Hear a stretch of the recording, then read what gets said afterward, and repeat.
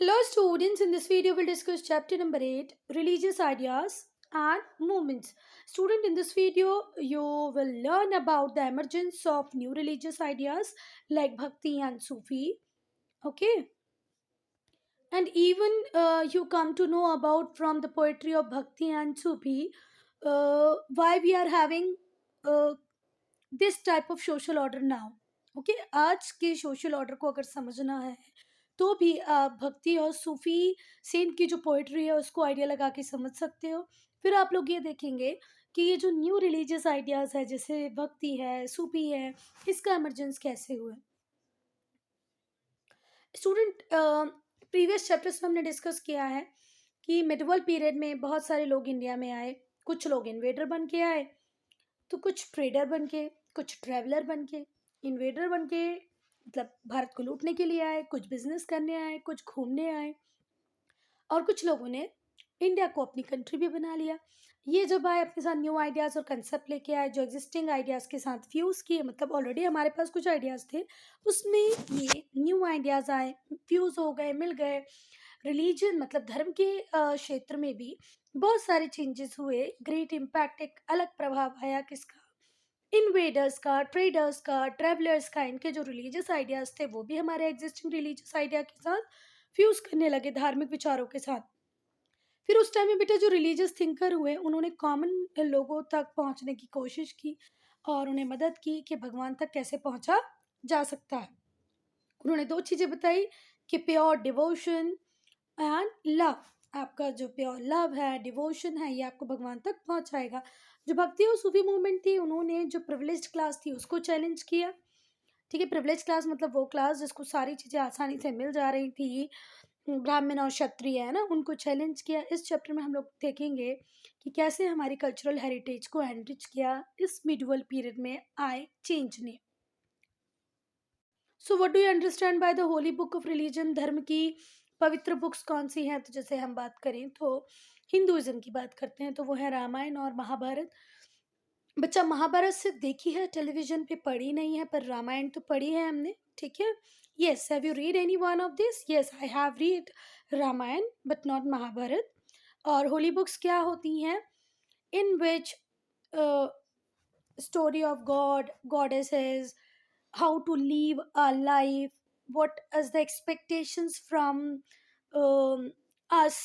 ये सारी चीज़ें जिस बुक में मिल जाएंगी कि आपको कैसा जीवन जाना चाहिए, जीना चाहिए, आपसे लोगों को क्या एक्सपेक्टेशंस है, भगवान देवी कौन है, देवता कौन है, ये सारी चीज़ें जिस बुक में आ जाएगी उसे क्या कहेंगे बच्चा, होली. भक्ति मोमेंट बेटा जिस पीरियड को हम अभी पढ़ने वाले हैं उस पीरियड में हम लोग देखेंगे कि बहुत सारे रिलीजियस डेवलपमेंट हुए, नए रिलीजन का एमरजेंस हुआ, नए रिलीजियस टीचर्स का भी एमरजेंस हुआ. नए धर्म आएंगे तो नए धर्म गुरु भी आएंगे जिन्होंने बहुत ज़्यादा स्ट्रेस दिया, जोर दिया किस बात पे बच्चा, डिवोशन टू गॉड. अपने आप को समर्पित कर दो किसके टुवर्ड्स, भगवान के टुवर्ड्स, गॉड के टुवर्ड्स. जो वर्ड है भक्ति, इसका मतलब ही होता है डिवोशन. ये बताता है कि भाई आपको बहुत सारे रिचुअल्स, ट्रेडिशन, कस्टम्स करने की ज़रूरत नहीं है. आप सिर्फ अपने आप को डिवोट कर दें किसको, गॉड को, और गॉड आपको मिल जाएंगे. इसका मतलब होता है कि एक क्लोज पर्सनल बॉन्ड है किस किस के बीच में, भगवान और उसके डिवोटी के बीच में, जिससे आपको ज़रूरी नहीं है कि 10 किलो घी, ब्राह्मणों को बड़ी बड़ी दक्षिणा, सेक्रीफाइसेस दे के, बलि दे के पूरा कर सकते हो. सिंपल आप एक्सप्रेस कर सकते हो अपने डिवोशन को towards God through music, through dance, through songs. भक्ति मूवमेंट फोकस करती है बच्चा डिवोशन पे टू द सुप्रीम बीइंग. आप जो एक एक गॉड है, जैसे अगर आप मुस्लिम हैं तो अल्लाह के टुवर्ड्स, हिंदू हैं तो किसी भी गॉड या गॉडेस के टुवर्ड्स अपने डिवोशन, प्योर डिवोशन को ही हम क्या बोलते हैं बच्चा भक्ति. और भक्ति मूवमेंट जब आई उन्होंने इसी के ऊपर स्ट्रेस दिया, फोकस किया, जोर दिया. इसने जो कॉम्प्लेक्स भक्ति मूवमेंट जब से आ गया ना तो बच्चा उसने जो कॉम्प्लेक्स रिचुअल्स होते थे, पहले ऐसे बड़े बड़े अश्वमेध यज्ञ होते थे, बहुत सारे ब्राह्मण्स बैठते थे, किलो किलो उनके पास घी होता था, दान होती थी, दक्षिणा होती थी, वो सबको ये लोग रिजेक्ट करते हैं. कौन, भक्ति मूवमेंट वाले. और कास्ट सिस्टम को भी रिजेक्ट करता है भक्ति मूवमेंट, जिससे कि सोसाइटी में डिवीजन हुआ. भक्ति मूवमेंट बोलता है कोई ज़रूरी नहीं है, आप सब एक हैं, इक्वालिटी है, आप सब अपने आप को डिवोट्स करें गॉड को, आपको सुप्रीम गॉड अचीव होंगे. ठीक है, आपको मिल जाएंगे. तो कोई कास्ट सिस्टम नहीं है, कोई कॉम्प्लेक्स रिचुअल करने की ज़रूरत नहीं है। अंडरस्टैंडिंग स्किल में पूछ रहे हैं, are there any religious ritual followed in your home? Yes, होता है। जब हम लोग क्या होते हैं, वो नवरात्रि होते हैं, उसमें जो बड़ी बड़ी पूजाएं करते हैं वो रिचुअल ही है। अब आपको लगता है क्या वो इम्पोर्टेंट है आपके डिवोशन को दिखाने के लिए? तो बिल्कुल डिवोशन को दिखाने के लिए ज़रूरी नहीं है। अगर आप शांति से 2 मिनट बैठ के मन से भगवान को याद करते हैं, that is also okay. Write down your opinion in 2 or 3 lines in your notebook, that you have to write, okay. जैसे हम लोग बोलते हैं हमारे नवरात्रि में बड़ी पूजा होती है, एक प्रोसेस होती है, ठीक है। पर आई डोंट थिंक कि उसको नहीं करने पे मैं कुछ गलत करूँगी, है ना। हमको अगर गॉड को डिवोट करना है तो हम उस इतनी बड़ी पूजा के बिना भी कर सकते हैं। जब टर्क्स इंडिया में आए उसके बाद ही जो भक्ति है वो पॉपुलर हुआ इंडिया में। अगर हम बात करें हमारी एंशियंट रिलीजियस टेक्स्ट की, जैसे ऋग्वेद, कथा उपनिषद, भगवत गीता, ये सब डिवोशन की बात करती हैं बच्चा। तो भक्ति मूवमेंट ने इन्हीं चीज़ों को रिवाइव किया। ये जो आइडियाज़ थे which is given in Rigveda, Katha Upanishad and Bhagavad Gita, इन्हीं को रिवाइव किया भक्ति मूवमेंट ने, और डिवोशन की बात की टुवर्ड्स वन गॉड। जो भक्ति मूवमेंट था, नॉवल था 2 तरीके से। पहला कि डिवोटी को बहुत एलेबरेट रिचुअल्स परफॉर्म नहीं करने पड़ते थे भगवान को वर्शिप करने के लिए, गॉड को वर्शिप करने के लिए, भगवान की पूजा के लिए आपको बहुत ही एलेबरेटेड रिचुअल्स करने की ज़रूरत नहीं। दूसरा, ये इक्वालिटी की बात करते हैं क्योंकि कास्ट सिस्टम को नहीं मानते बच्चा, इसीलिए वो सेकेंड इम्पोर्टेंस था। वो क्या था?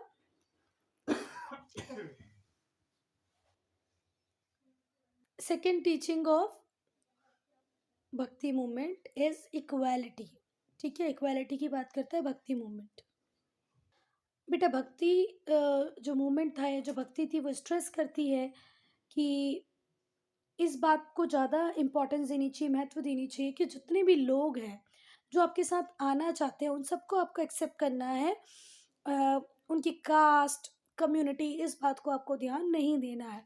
जो भक्ति सेंट थे वो लोकल लैंग्वेजेस में, कॉमन पीपल की लैंग्वेजेस में पढ़ाते थे, संस्कृत में बिल्कुल नहीं पढ़ाते थे, so that maximum people will learn about bhakti, how to live a life, ठीक है, किस तरीके से रहना है, क्या करना है, क्या नहीं करना है। और बहुत सारी बातें जो बेटा हमको पता चली हिस्टोरियंस से, किसके रिगार्ड में, भक्ति मूवमेंट के, वो ओरल हिस्ट्री से ही पता चलती हैं, ठीक है। Most of the information historians है, बहुत सारी इंफॉर्मेशन जो हिस्टोरियंस को है वो किसके थ्रू है, भक्ति सेंस के थ्रू है, पर वो रिटर्न नहीं है बच्चा, ओरल हिस्ट्री से आई है। Now bhakti saints, Alvars and the Nayanars, Alvars and the Nayanars. जो अलवर और नैनार्स थे, इन्होंने भक्ति मूवमेंट को साउथ इंडिया में फेमस किया। कहाँ पर फेमस किया? साउथ इंडिया में। इन्होंने कब अलवर्स और नैनार्स का एग्जिस्टेंस कब से कब तक है बच्चा? 7 to 9th सेंचुरी। कब से कब तक मिलता है? 7 से 9 सेंचुरी तक। इन्होंने भगवान के टुवर्ड्स कंप्लीट डिवोशन की बात की। इनकी जो राइटिंग्स थी, मतलब अलवर्स और नैनार्स की, किस में थी? तमिल में और तेलुगु में, जो वहाँ के कॉमन लोग समझ पाते थे।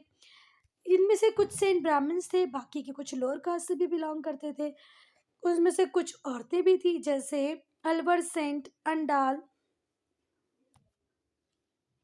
आंडाल, ठीक है, तो ये फीमेल थी। अलवर सेंट आंडाल कैसी थी? फीमेल थी बच्चा। और इन्हें साउथ की मीराबाई भी कहा जाता है, ठीक है। Which Alvar saint is called the Mirabai of south? Andal, ठीक है।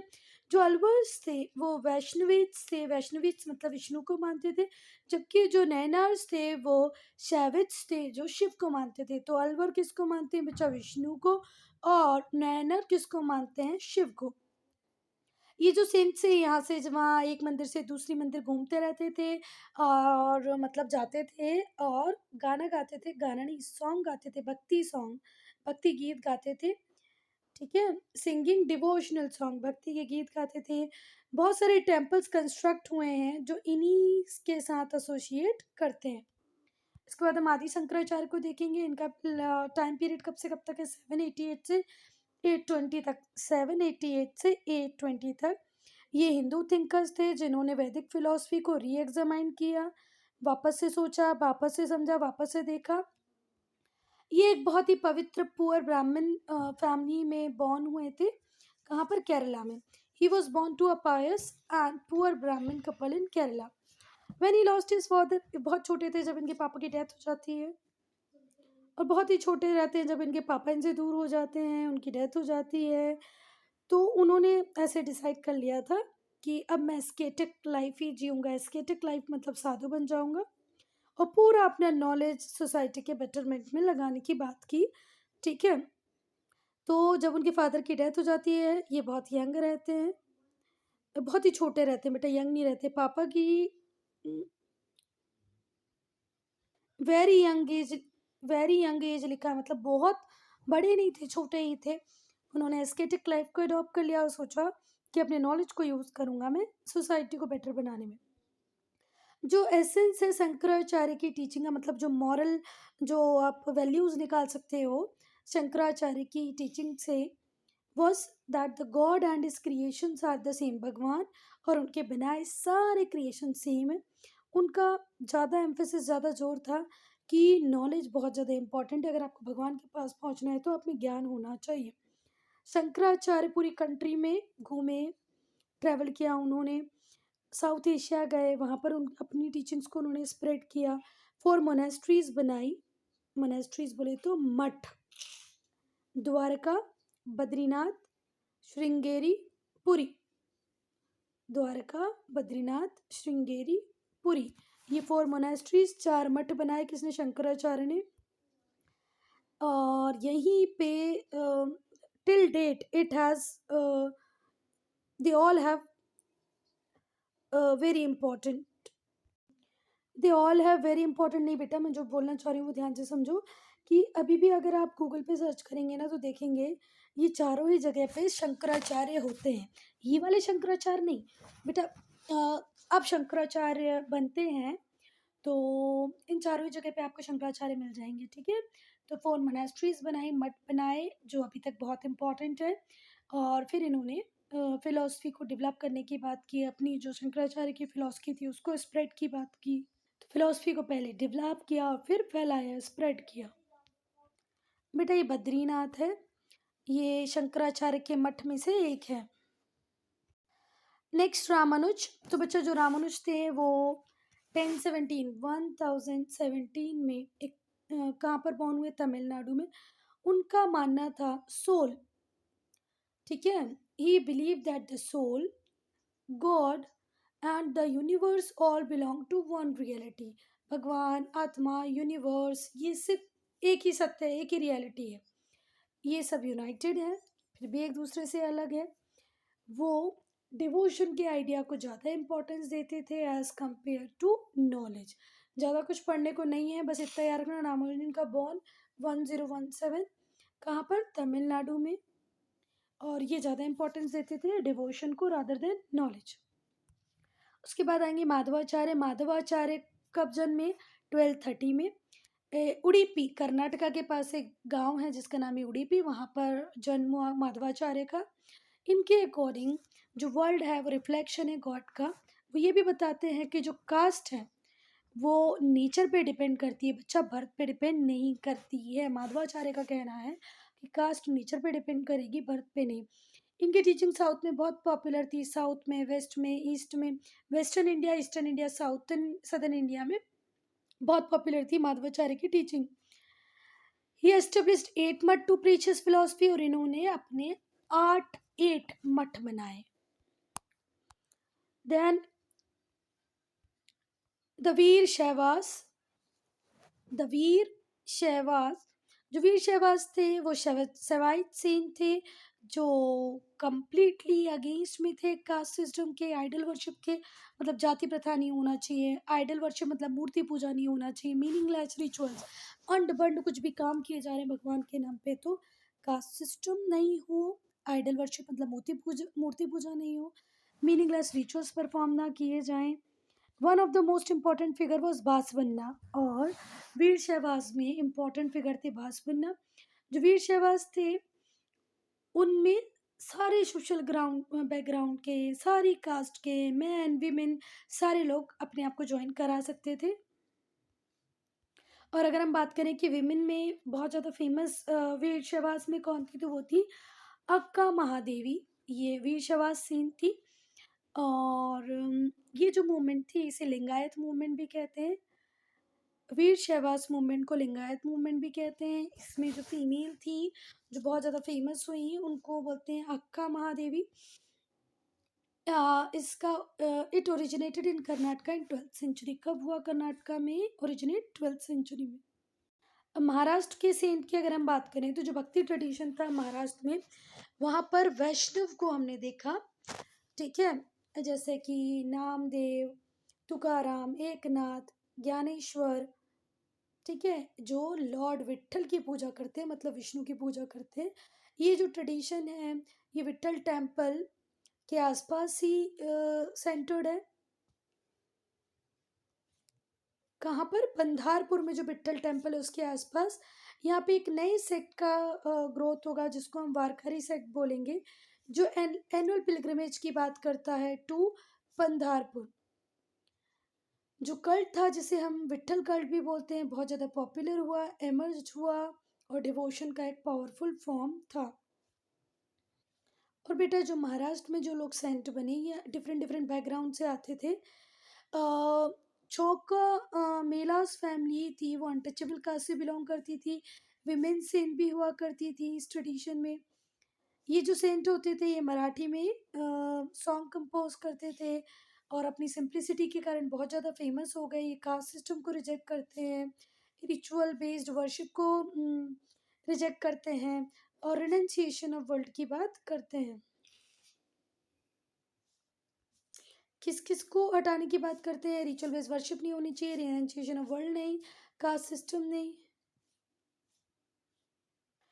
मतलब बोलना ये चाह रहे हैं कि जाति प्रथा ना हो, बड़े बड़े लंबे लंबे रिचुअल्स ना हो, दुनिया को छोड़ के नहीं जाना है, आपको जो कुछ करना अपनी फैमिली में रह के करना है। रिनंसिएशन ऑफ वर्ल्ड, जैसे हम लोगों ने देखा ना कि कुछ महान जो हमारे सेंट हुए, संत हुए, वो घर परिवार को छोड़ के चले गए, तो ये बोलते आपको ऐसे नहीं करना चाहिए। ये हाउस होल्डर्स थे, अपनी खुद की लिविंग को खुद कमाते थे। मतलब पैसा देकर, मतलब आपको पैसा तो चाहिए ना जीने के लिए। वो ये लोग बिलीव करते थे ट्रू भक्ति में। ठीक है, आप दुनिया का पार्ट रहते हुए भक्ति करके भगवान को अचीव कर सकते हैं। अपने फेलो बीइंग की हेल्प करते थे और rather than rejecting worldly life all together. एक दूसरे की मदद बेटा टाइम आने पे ये लोग करते थे।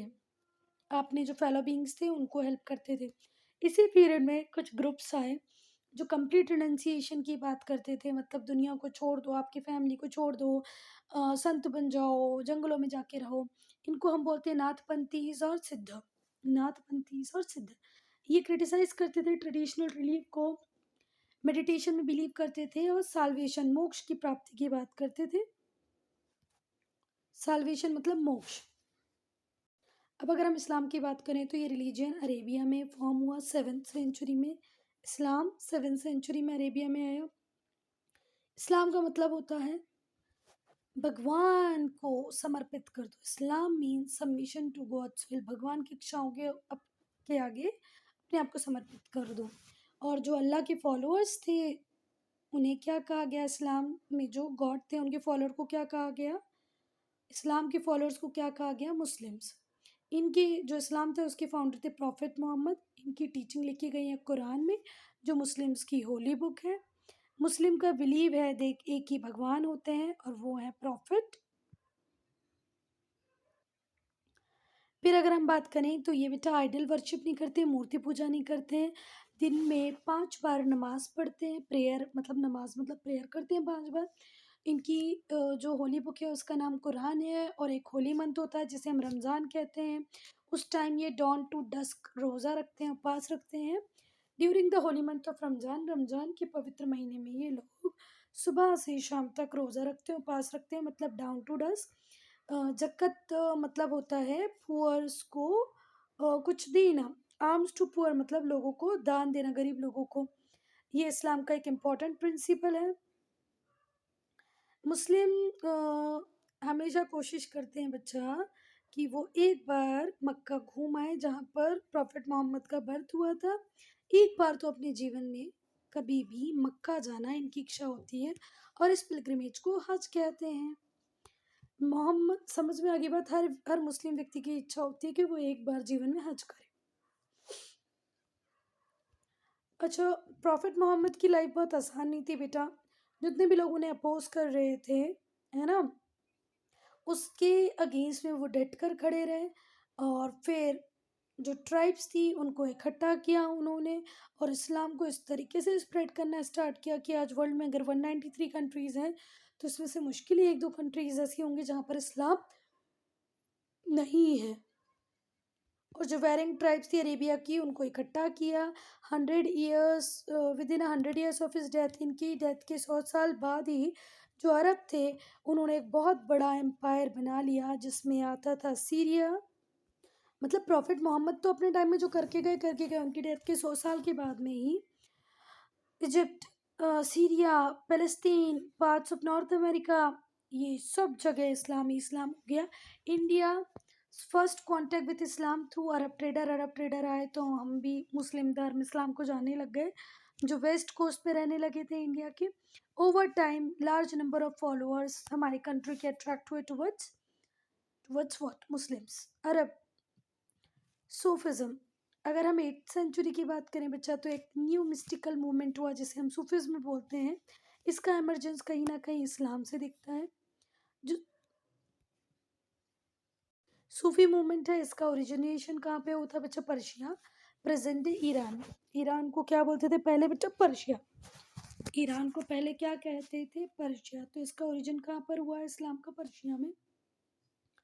फिर धीरे धीरे करके दुनिया के दूसरे पार्ट्स में सूफिज्म फैलता गया। बेटा जो इस्लामिक एम्पायर था वो धीरे धीरे करके बहुत एक्स्ट्रावेगेंस होता जा रहा था, दिन पे दिन रिचर और बहुत ज़्यादा पावरफुल होता जा रहा था।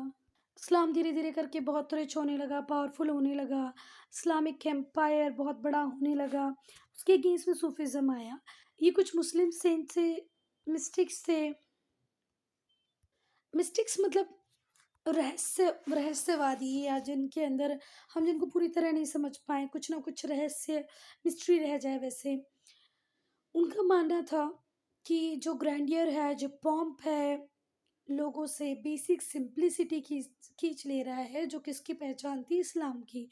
मतलब बाद में तुम लोग देखोगे, एक मैंने एक सीरियल देखा था पूरा, मेरे सुल्तान, उसमें हम लोग देखते हैं कि वो धर्म युद्ध करते हैं जिनको हम लोग क्या बोलते हैं, कुछ तो बोलते हैं, मुझे अभी ध्यान नहीं आ रहा। तो आपस में लड़ते हैं, लग्जरी क्रिएट करने लगते हैं। तो सूफीज़्म बोलते हैं कि ये जो इस्लाम की सिंप्लिसिटी था, ये जो पॉम है, जो ग्रैंडियर है, जो भव्य तरीके से आप रह रहे हो, ये इस्लाम की सिंप्लिसिटी को ख़त्म कर रहा है। ठीक है? और ये बहुत ज़्यादा अगेंस्ट में थे ऑर्थोडॉक्स एलिमेंट ऑफ इस्लाम के। ये प्योर और सिंपल लाइफ पे जोर देते थे, सेल्फ डिसिप्लिन की बात करते थे। ठीक है, किस किस की बात करते थे? प्योर और सिंपल लाइफ की बात करते थे। सेल्फ डिसिप्लिन मतलब खुद से खुद को डिसिप्लिन में रखने की बात करते थे। इनका मानना ये था कि अगर भगवान को पाना है तो डिवोशन एंड लव से ही आप भगवान को पा सकते हैं। एक प्योर हार्ट, कंपैशन बहुत इम्पॉर्टेंट है भगवान को पाने के लिए, वननेस विद द गॉड के लिए। अगर आपको सूफ़ी बनना है, टू बिकम अ सूफ़ी, तो आपको एक पीर को ढूंढना पड़ेगा। सीकर, मतलब जैसे मुझे सूफ़ी बनना है, मैं सीकर हूँ, तो मुझे एक टीचर को ढूंढना पड़ेगा। टीचर को क्या बोलते थे? पीर। और जो पीर होता था वो स्पिरिचुअल गाइड की तरह काम करता था। ठीक है? Would be succeeded by his one of his disciple. देखो, अगर मुझे सूफ़ी बनना है तो मुझे किसको ढूंढना पड़ेगा? एक पीर को। पीर अगर मुझे मिल गए तो मुझे स्पिरिचुअली गाइड करेंगे, क्या करना है क्या नहीं करना है। और बेसिकली ये पीर, दूसरा पीर कौन बनेगा? तो पीर का एक डिसिपल है, उनका शिष्य ही क्या बन जाएगा? नया पीर बन जाएगा। Now the grave of the पीर। द ग्रेव ऑफ द पीर का मतलब एक कब्र। कब्र मतलब जहाँ पर मरने के बाद हमें गड़ा दिया जाता है ना, बरी किया जाता है। तो जो पीर होते थे उनकी कब्र बना दी जाती थी, जिसे आज हम क्या बोलते हैं बच्चा? दरगाह। ठीक है, हम बोलते हैं ना मस्जिद जा रहे हैं, मस्जिद अलग है, दरगाह जाना दरगाह अलग है। क्योंकि मस्जिद में अल्लाह की बात होती है और दरगाह में किसकी बात होती है बच्चों? उस पीर की। ठीक है, जो दरगाह होती थी वो भी पिलग्रिमेज का सेंटर बन गई। जो सूफीज थे बहुत ही सिंपल लाइफ जीते थे, सिंपल डिसिप्लिन में रहते थे, मतलब सिंपल नहीं, सेल्फ डिसिप्लिन में रहते थे। उन्होंने ऑर्गेनाइज किया रिलीजियस ऑर्डर को, जिसे हम कहते हैं सिलसिला और खानकाज। सूफिज्म ऑफ इन इंडिया की सूफिज्म इन इंडिया की बात करें तो जो सूफी सेंट थे वो इंडिया आ गए। किसके साथ? टर्क्स के साथ, 12th सेंचुरी में। इसमें से बहुत सारे चिश्ती और सूरावर्दी सिलसिला को बिलोंग करते थे। मोस्ट इम्पॉर्टेंट फिगर जो इनके साथ एसोसिएट होता है वो है जिन्होंने सूफिज्म को इंडिया में स्प्रेड किया, ख्वाजा मोइनुद्दीन चिश्ती। ठीक है, जो चिश्ती सिलीसिया से थे, सिलसिला से थे, चिश्ती सिलसिला से थे। वो बहुत ज़्यादा हाईली कंपैशनेट थे, लोगों के साथ मिलते जुलते थे। और ऐसा नहीं कि किसी एक पर्टिकुलर बैकग्राउंड, सारे बैकग्राउंड के लोगों के साथ मिलते थे, भले लोअर कास्ट हो अपर कास्ट हो। और इनकी दरगाह आज भी अजमेर में है, जिसे लाख हज़ारों हिंदू और मुस्लिम देखने जाते हैं, प्रार्थना करने जाते हैं। दूसरे फेमस सेंट हुए जो चिश्ती थे वो थे कुतुबुद्दीन बख्तियार काकी, बाबा फरीद, शेख वलीउल्लाह।